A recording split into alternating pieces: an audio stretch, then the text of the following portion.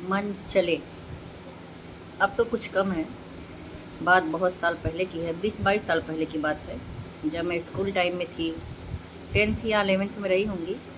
तो उस समय क्या था, एक आम बात थी, लड़कियां जब स्कूल से छूटती थीं और सन्नाटा होता था रास्तों में, तो कुछ मनचले टाइप के लोग होते थे साइकिल से या बाइक वगैरह से, तो वो अक्सर दुपट्टे खींच लेते थे, रिबन खींच लेते थे या टच कर देते थे। तो इस टाइप की चीज़ें आम थी। तो मेरे यहाँ क्लास में 2-3 लड़कियाँ थीं, उनके साथ अक्सर ये वाक़यात हुआ था। और उनकी भी थोड़ी सी गलती ये थी कि वो आगे वाले गेट से न जाके वो पीछे वाले गेट से ही ज़्यादा जाती थी घर पे। मैंने पूछा भी ऐसा क्यों करती, उनको लगता था कि यार पीछे वाले गेट से जाने में घर जल्दी पहुँचते हैं और मार्केट होते हुए रास्ता जाता है, तो हमें कुछ लेना होता है तो हम इधर से लेते हुए निकल जाते हैं। मैंने कहा ये भी सही है, लेकिन जब आप जान रही हो कि ऐसे ऐसे वाक़यात हो रहे हैं तो आपको मेन गेट से जाना चाहिए, जो हमेशा बिजी रहता है, लोगों की निगरानी में रहता है। तो एक मेरे बगल में बैठी थी, वो बातचीत कर रही थी अपने में दोनों की, यार मैं कल गई तो मेरा एक खींच लिया दुपट्टा, एक ने बोला मुझे भी उल्टा पुल्टा शब्द बोल रहा था। तो मैं कही कि मुझे भी आज कुछ काम है मार्केट में, क्यों ना मैं तुम लोग के साथ चलूँ। उन्होंने कहा बिल्कुल चलिए। हम कहे अब बताना मुझे किस नुक्कड़ पे होता है ऐसा, क्योंकि मुझे तो पता है नहीं। कहे चलिए आगे आगे हम लोग बताएंगे। तो फिर मुझे भी लेना था, तो मैं कही कि मैं तो साइकिल से फट से बैठ के पहुंच जाऊंगी और तुम लोग पैदल हो, तो मैं भी पैदल ही चलती हूँ।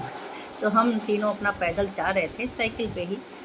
तो मुझे कोई दिखा नहीं। हम कहे यार किस टाइम सब आते हैं, कहे टाइम तो यही है। हम कहे अब तो नहीं कोई दिख रहा है मुझे। कहे पता नहीं कोई क्यों नहीं दिख रहा है। तो फिर मुझे लगा कि सबका वहम होगा या कहानी बना रही होंगी।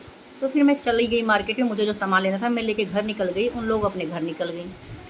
तो फिर एक दिन अचानक ही मैं जब निकली घर के लिए तो मेरी साइकिल पंचर हो गई, और मेन गेट से जाने में हमें पंचर का दुकान दूर पड़ता, तो नज़दीक से जो पीछे वाला गेट था उधर से जाने में हमको पंचर वाला दुकान पैदल मिल जाता। तो सबकी छुट्टी हो गई। जो गार्ड होते हैं वो उन्होंने कहा कि पंचर बना तो सकते नहीं, हवा भर के अगर आप जा सकती हैं तो जाइए। हम कहा ऐसा है कि रहने दीजिए, हम पंचर बनवा लेंगे।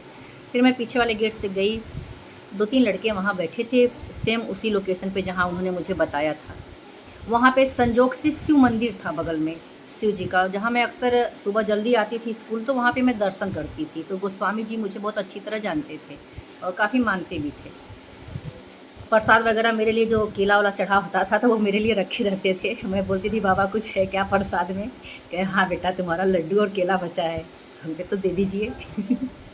तो उस दिन मैं संजोग से सुबह में नहीं गई, तो मैं कही कि आई हूँ तो लगे हाथ प्रसाद भी ले लेती हूँ और मनचलों को भी देख लूँगी वो हैं कहाँ, कौन से हैं, किस टाइप के हैं, कितने बड़े हैं। तो 3 लड़के बैठे थे वहाँ पे, तो अच्छे खासे घर के हमें लग रहे थे। तो मैंने कहा भाई यहाँ पे आप क्यों बैठे हो, छुट्टी हो गई स्कूल की, कहाँ पढ़ते हो आप। कह रहा है कि तुमसे मतलब कहीं भी पढ़ते हो, तुम कौन हो। हम कहे हूँ तो कुछ नहीं, तुम्हारी दीदी हूँ। अब पूछ रही हूँ कि माँ बाप ने पढ़ने के लिए भेजा होगा तो बोरिया बिस्तर कहाँ रखे हो और यहाँ क्या कर रहे हो बैठ के। कह रहा है कि कुछ भी करे तुमसे मतलब निकल लो यहाँ से। हम कहे निकल तो हम लेंगे लेकिन तुम्हें कूट के निकलेंगे। सुना है तुमने आजकल एक अच्छा काम शुरू किया है, स्कूल छोड़ के लड़कियों के दुपट्टे छीनने का काम किए हो तुम, है दुपट्टा छीनने का बहुत शौक है तुम्हारा, पैंट मैं उतार दूँ तो।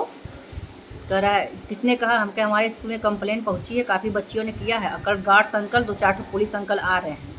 और तुम्हारी जब धुलाई होगी बेटा ना, स्कूल तो जाएगा ही प्लस घर में भी तुम्हारा बैंड हो जाएगा। पटाख से सब उठे, साइकिल उठाए निकल लिए। कह रहे दीदी ऐसा कुछ मत करना। हम कहे आओ आओ स्वामी जी बुला रहे हैं, थोड़ा दर्शन कर लो महादेव के।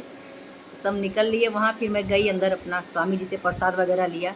मैंने उनको भी ये बात बताई, कहे बेटा ये आज से नहीं है, ये काफ़ी दिनों से हो रहा है, लेकिन कोई लड़की आवाज़ उठाती नहीं इसलिए इनका मन बढ़ता जा रहा है। अच्छा लगा तुमने ऐसा पहली बार इनको सबक सिखाया, और मैं भी इस बात कहने वाला था स्कूल में भी प्रिंसिपल से। खैर तुमने कहा अच्छा है, और ऐसी लड़कियां अगर हों तो इस टाइप के मनचले मनमानी करने से रुक सकते हैं। तो वही है कि मेरा मानना है कि किसी भी गलत चीज़ को आप इग्नोर करोगी और आप उस पर हमेशा पर्दा डालने की कोशिश करोगी तो ऐसे तत्वों का मन बढ़ता ही है और उनको करने की आज़ादी मिल जाती है, क्योंकि वो जानते हैं कि रोकने वाला तो रोक नहीं रहा। उसी टाइम 2 पंच मार के उनको सही करो, फिर देखो ऐसे लोगों का क्या हाल होता है।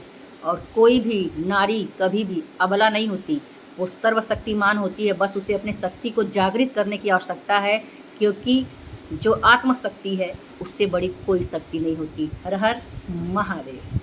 सब्सक्राइब करें और तुरंत इस पे आके आप जुड़ें। इसके आगे भी और भी ऐसी ही अद्भुत कहानियाँ हम आपको ज़रूर बताएंगे जो हमारे जीवन को प्रभावित करती हैं और हमारे जीवन के कुछ अनेक पहलुओं को दर्शाती हैं।